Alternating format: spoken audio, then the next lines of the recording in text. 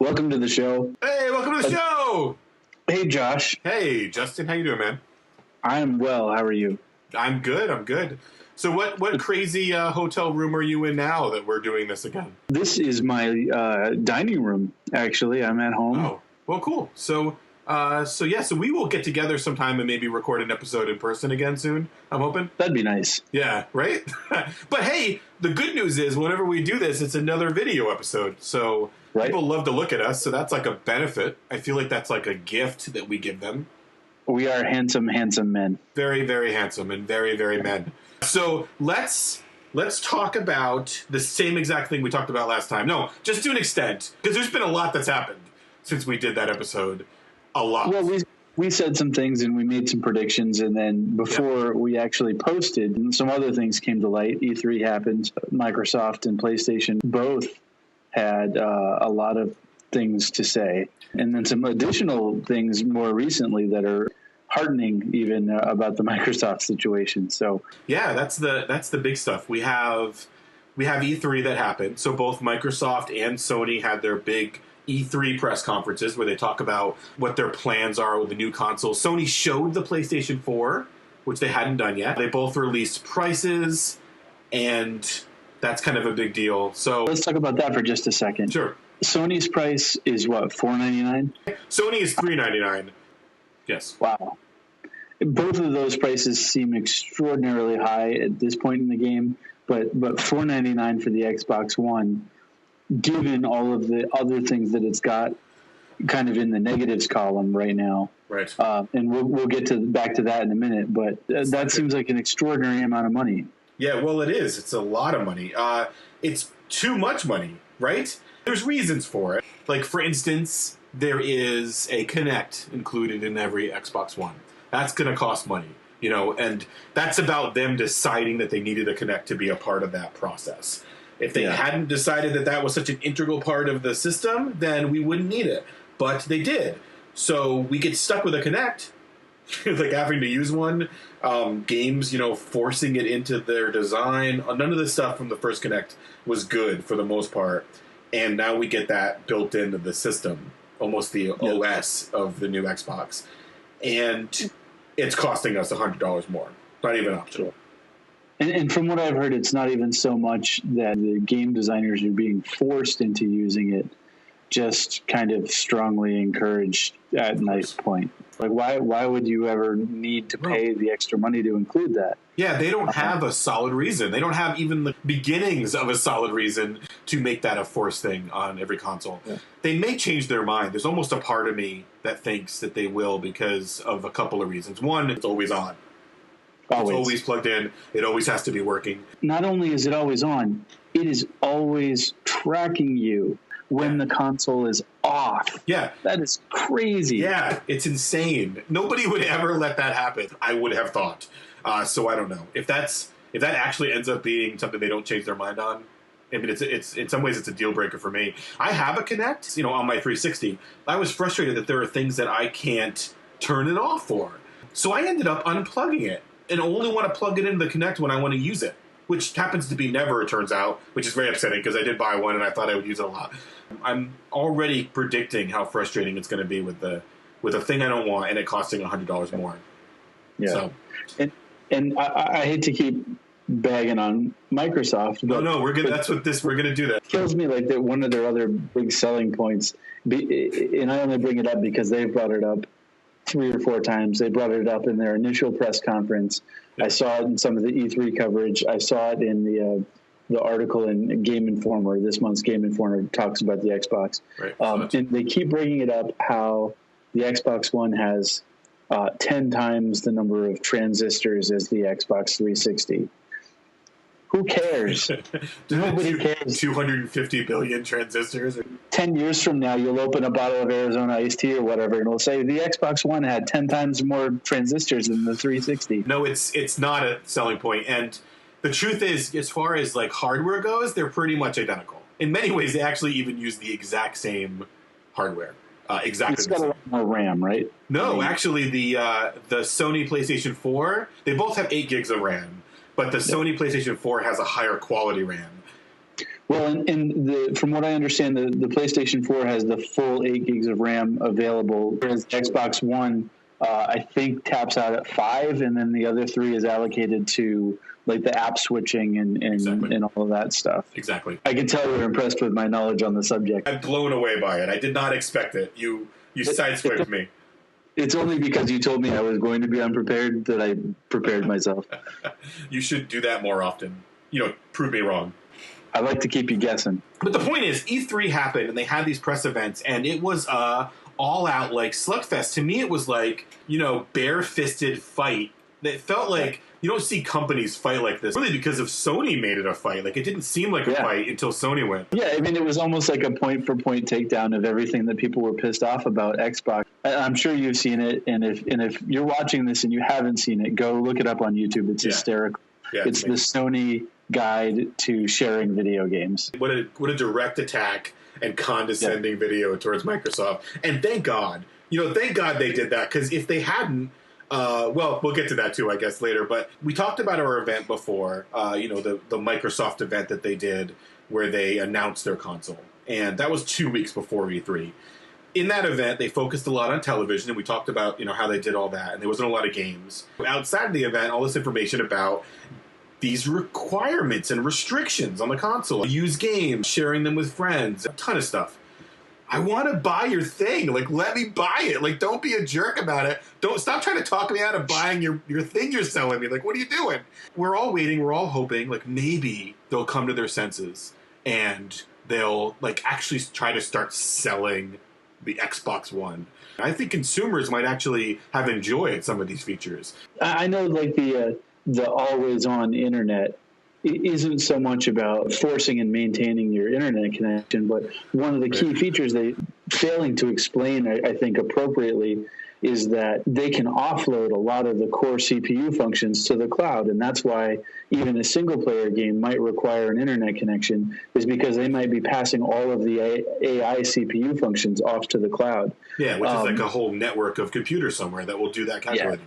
Yeah, which totally makes a lot of sense. But there should be up to the individual game, not to the console. In my opinion, when you look at the back of the box and it says this game takes advantage of cloud CPU outsourcing or whatever, and requires an internet connection. Right. But don't come out of the gate telling us that your console requires an internet connection, because that's going to piss a lot of people off. Yeah, no, and it did. I mean, everything they did about how they approached that was offensive. They kept saying, like, well, here's the stuff you can't do. And here's, they're not even telling you why they couldn't do it. They had things to sell that were good features, and they didn't do it right. So we rebelled, and everybody was mad. And then Sony's turn came up at E3. Yeah. All Microsoft did at their press conference, they were the first in the morning, first conference of E3, was they showed a lot of games. I mean, they did. And are there any games that you saw that you were excited for? There were. They showed a new Halo, a trailer for a new Halo. It's kind of vague, and it wasn't even called Halo 5, so it's a little confusing. They actually showed, for Battlefield 4, it was kind of crazy. They had a 64-player live demonstration of a multiplayer match, all 64 players on stage. And it really showed off a lot of, like, the destructibility in the environment, which I always thought should have been the selling point for Battlefield over Call of Duty, because I love destructibility. I just wish it was used better. I didn't like it in Battlefield 3. I couldn't really get into it. It felt cosmetic, and it didn't look good. But in this, they showed, like, somebody in a parking garage, and there was a tank on the upper level, and they took out a pillar, and the entire, like, floor collapsed, and the tank fell down to the bottom floor. That's awesome. And it ended with them in a giant skyscraper setting up bombs, and then they, like, jumped out of the skyscraper with parachutes, landed on the ground as the skyscraper exploded and came crashing down, all in-game in a multiplayer match, which is, like, insane to me. Could you go in and everybody demo buildings until it was just a level playing field? I guess I don't know that for sure, but they gave you the impression that it wasn't, a pre-scripted series of events, that anything could be done. So, I don't know. That's pretty awesome. Yeah, if it's what it claims to be, it's pretty impressive. Oh, they showed some more of that Quantum Break game. Yeah, Quantum Break. It's actually a lot of, like, time bending interesting mechanics, and I'm kind of excited for it. Honestly, I like there was a whole sequence where they had frozen time. This guy walked in and was like interacting with the things that were frozen, like moving things out of the way. Anything he touched would go back to the time speed he was in. So he grabbed a woman that was frozen, just about to get killed by something, and then she came back to normal speed, and they left together, kind of. But the point is, they showed some games. They had a couple of games there that looked really good. The only thing about E3 that really was worth talking about was these press events. That was it. I mean, that was pretty lackluster for the most part. No big announcements. Nothing like that blew people away. They revealed Killer Instinct, which a lot of people were excited for. It's an old fighting game. Yeah, it used to be made by Rare, but they're dinosaurs. That's Primal Rage. Oh, you're right. Yeah, but Killer Instinct it's similar in the sense that it's like the similar kind of 3D, like almost looks like borderline claymation, but it's 3D. Yeah. And that was the one that people kind of flipped out about because they were super excited for it. The game that's being looked forward to. Game that is being looked forward to. I like it. Yeah, in our household, primarily the 5-year-old, Plants vs. Zombies 2. Yeah. Which apparently is only iOS, at least out of the gate. I'm hoping for an Android version down the road. I'm sure it'll happen. Yeah. Speaking of Plants vs. Zombies, they showed like a third-person shooter version of it, almost like a Team Fortress kind of take on it, called Garden Warfare, which is kind of funny. It looked, actually, I gotta tell you, it looked kind of good. I was kind of interested in it. I didn't expect to be, but I almost was, so that was cool. But they showed some games, and that's all they did, and they pissed some more people off because they did another interview, one of the head guys at Microsoft. He was asked the question of, what do you do in regards to the military that don't have internet access? And he said, well, we have a product for that. It's called an Xbox 360. He pissed a lot of people off, and so it was just getting worse. The whole Microsoft thing was getting worse and worse every second. Then, later that day, Sony had their press event. They just showed a lot of games, but there were more games I was excited for. I mean, that's not usually the case. Like I said, I'm an Xbox guy. That's what I've enjoyed this generation the most. Yeah. And by this point, also, Microsoft had revealed their price at $4.99, and everybody was pretty like, oh God, like that's so high. We were hoping for something much lower. That feels like a little bit like a punch in the gut. Like, so they're also still mad at Microsoft for that. And Sony undercuts them on the price by $100. They announce outright on stage that they are supporting used games as they existed previously. So if you want to borrow a game from a friend, they give you the disc and you borrow it like you always did. You can rent games. You can buy used games. There's no restrictions there. It was like a point-for-point takedown of everything people had been pissed off about Microsoft. Yeah. Like, they just came out of the gate swinging. And I understand that they hadn't entirely made up their mind about how they were going to handle used things and DRM. It was kind of a process, and the outcry of everyone hating Microsoft, to Sony's credit, and I'm really impressed by them. They saw that opportunity and they took it. It wasn't about doing the right thing. It was about kicking ass in this fight, this all-out fight for the next generation of consoles, and it's hard not to respect it. I think it was pretty awesome. And it was at that point, I think, that I sent you a text message and I said, please talk me out of pre-ordering a PlayStation 4. Yeah.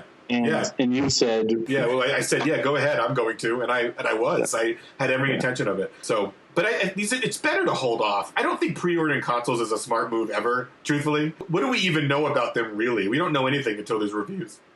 But I want one. Me too. Luckily, I don't have any money. That helps to dictate the decisions I make. I can't spend it because I don't have it. We need sponsors. Today's episode is brought to you by McDonald's. By the way, if you say stuff like that, do you get paid for it later? Like, they have to pay you, right?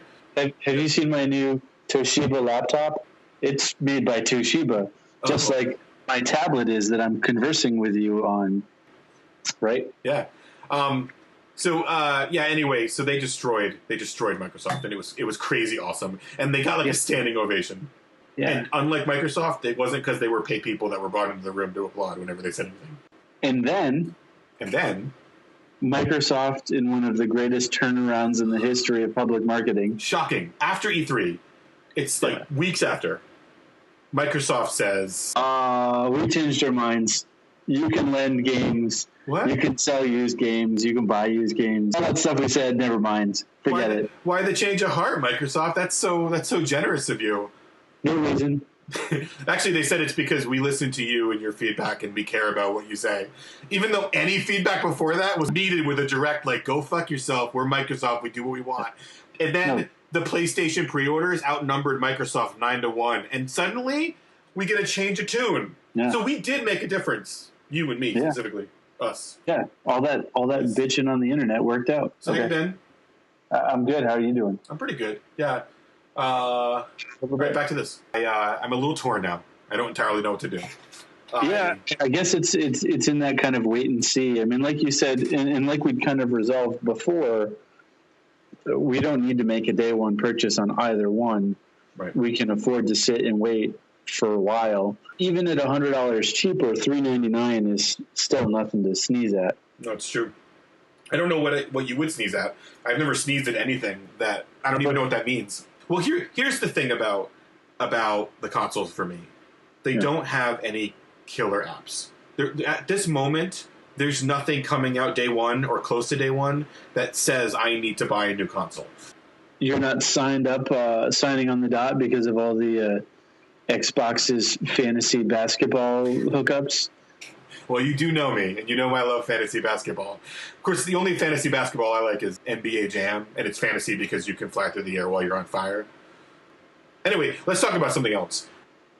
You know what movie I love?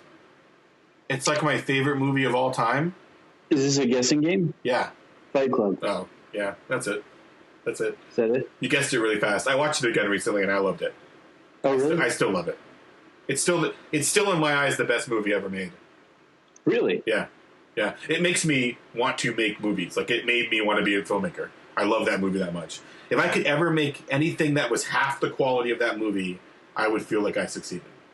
It's got amazing pacing. It has incredible acting, I think. It's quotable, like nothing else is quotable. Almost every line in it feels like you could quote it, and it would be a good quote.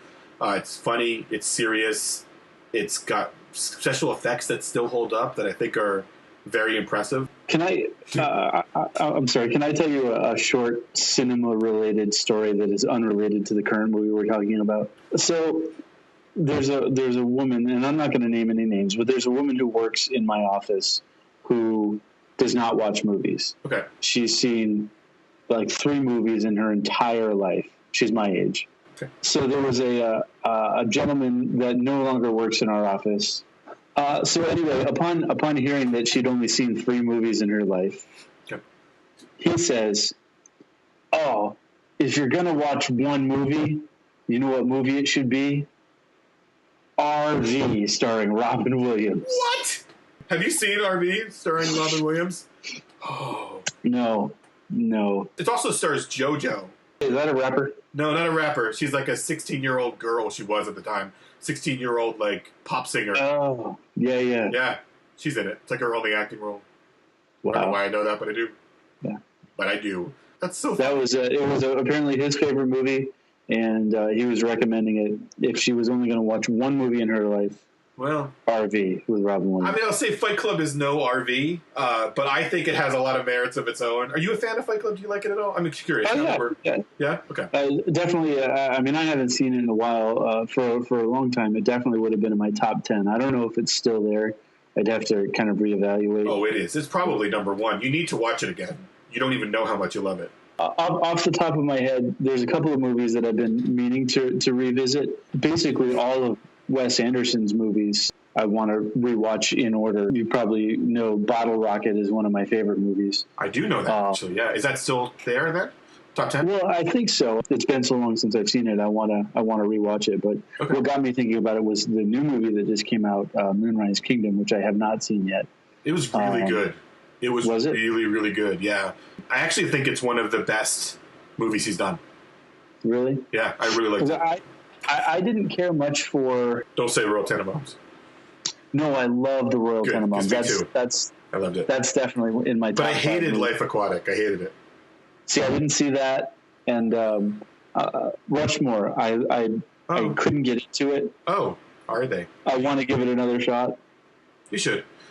I like the one with Bill Murray in it. That's my favorite Wes Anderson movie. Right. Yeah. I really like that one a lot. Remember how I was telling you, on that note, we talked about this a while ago, that I think Bruce Willis doesn't act anymore and he just phones everything in and he's kind of awful? I disagree with that statement based on this movie. He was fantastic in Moonrise Kingdom. Fantastic. Oh, he's in that? Yeah. Oh, yeah. wow. Yeah, so is Edward Norton. He's in Fight Club. It's all full circle. Full circle. Yeah. What do you think about Red 2? Probably should watch the first one, huh? You know, it wasn't terrible. Okay. Isn't it like old people being action stars? I mean, not like The Expendables is. I was reading an article recently about like the median age of male action movie stars, or just male movie stars, period, versus female movie stars. And there's like a good 15, 20-year gap. Females hit a certain age and apparently they're no longer viable. Well, that's true with females in everything, apparently. I feel like that's been true for a long time. Doesn't matter what the job is or what the thing is. Wait, are you saying that because you believe that? No, because that's what it seems to be. Oh, thank you for clarifying. No, I'm not saying that. But doesn't it seem to be true? No, absolutely. Like in cultures and other cultures aside from ours, including ours? How old is Sean Connery now? I mean, he's like 80 something, right?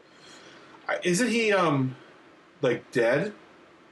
Or no? Somebody famous just died. James Gandolfini just died. That's really sad. Yeah. Tony Soprano. Have you seen The Sopranos? No. I should watch that. I feel like I should watch it just because of how sad that is, and I don't know. Yeah. But I haven't seen much of his work. So hey, I signed up for Netflix today. Oh hey, yeah, really? Why'd you sign up for Netflix? What is it about Netflix that you want all of a sudden? Arrested Development Season 4. I watched the first episode of right before we started talking. Oh, really? What do you think? I'm going to withhold judgment until I get through the whole season. How long has it been since you saw Season 3? 6 months. Okay, so it's pretty recent then. Save your judgment. We'll talk about Arrested Development down the road. But I've watched all of it, all of Season 4, and I have opinions that are pretty in-depth. I have actual discussion that I want to have about it. Because I would say that they're mixed feelings. That would sum up my feelings of the first episode. There was some stuff I really liked and some stuff that just felt really awkward. But like I said, I'm holding off until the end. Okay, all right. I'm curious to hear your take on it when you're finished. Was there anything else just in the grand scheme of stuff that you wanted to touch on at all? I finally finished Tomb Raider, the new one. You finished it, 100%. Yeah, found every little thing you could find. Okay. I even went and downloaded the one DLC tomb that is available. Like everything else is multiplayer only. There's one DLC tomb, so I downloaded that, and we're going to talk about the game more in depth because I haven't played it yet. After you've played it, but I have to say the actual rating of tombs in Tomb Raider is very disappointing. Yeah, you had kind of hinted at that earlier and I know that they had to put him in there almost just to be able to still call it Tomb Raider, but I don't know. It's on a lot of people's top 5 list of the year. It's so good. I'm going to play it. I'm hearing Last of Us, by the way, is incredible. Yeah. And actually, I saw somebody posted on YouTube. It's like a 2.5 hour playthrough without dying and no branching stories. So it's like from beginning to end, all of the cinematics, but an actual playthrough. And I was thinking I might just watch that because I'm not going to get a PlayStation 3 just to play that I game. told you, I have one you can borrow. You can catch up on all those PlayStation games that I will also own and give you with the PlayStation 3. I do want to play through the Uncharted series. Right. Just give it to me. Well, when I say give, too, let me clarify. I do mean borrow. Because the PlayStation 4, like anything else, is not backwards compatible. And right. Actually, I did start a new game recently. What's that? I started Metal Gear Solid 4. Really? Yeah, because I own it. It was a gift that was given to me with the PlayStation 3. And you're not a Metal Gear Solid fan at all, are you? Well, I played 1 and 2 and really liked them. I couldn't get into 3. I tried and I just didn't like it. And I hate 4. I have to confess. I can't stand it. I may just quit it. I can't deal with how bad it is. Not my type of game. They were good back when they were PlayStation 1 and 2 games. But the problem is they didn't advance like other games did. That's what I feel like. It's kind of like a Resident Evil game. It feels like it's like archaic in its game design. Plus the really, really cheesy voice dubbing. You know, it's like Japanese, but they have these American actors come in and they're not good. I mean, they're not. I'm sorry. They should have us do it. Because our voices are amazing. Sorry Right. about the bad quality, by the way, guys. I think this may sound awful. It doesn't sound great in my headphones, so I don't know what it's going to sound like. Just going to scrap all the audio from this and just get some Japanese guy to overdub it. We should. They're very good at enthusiasm in their voiceovers, Yeah. which is what I think that we're trying to simulate when we do the voiceover for Metal Gear Solid games, because it sounds like people are too excited, and it looks stupid, and it sounds dumb. And speaking of which, though, they fired the guy that does the voice. I think his name's David Hayter or something. Solid Snake anymore. Huh. A new person does. And Wow. the new person you may have heard of, because it's Kiefer Sutherland. So they should just put it into the 24 continuity and call it a day. Did you hear that 24 is coming back? That's a thing these days. I guess so. You're going to watch Arrested Development. Firefly's coming back. I heard that yesterday. No, Lie. that's not true. That's a total lie. Lie. Oh, man, I hope somebody's heart just broke there. That was good. I enjoyed that. It was yours. Yeah. Man, that would be amazing. I wish they would make a Buffy movie. Like a Buffy the Vampire Slayer movie starring Kristen Swanson. And, no, like based on the show. Like a movie based on the show. All right, that's it. Honestly, that's everything I can think of. So, hey, back to normal recording.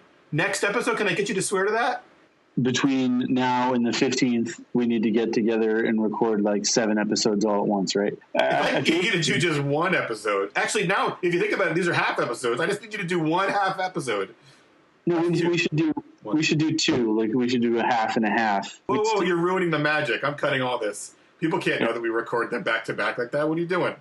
Yeah, it's crazy talk. I do feel like it kills the energy, kind of, us doing it this way. And Yeah, and I have to say, it wounds me personally not to be providing new music for the video episodes. yeah. And mostly that's just been my schedule over the last month has been crazy. I've been on the road a lot, and I appreciate you doing the video work. But hopefully, once things settle down again, we'll be able to. I'll be able to start putting out music for new episodes. Well, and I want to work on a theme song too, so we'll work on trying to get something out like that. But yeah, when I don't have to do everything, that will be awesome. I'm really looking forward to that again. You do it very well. Thank you. I appreciate you saying that. That's nice. Stay tuned, because we are back on the 15th of July, and who knows what we'll talk about, but I bet it's going to be pretty sweet. It's going to be an extra special all-nude audio episode. I love it when we do that. That's my favorite.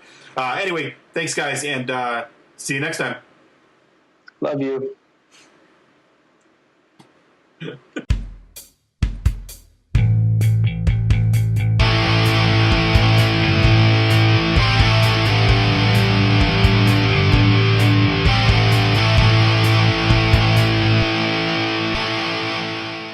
That was the one with the combo breaker.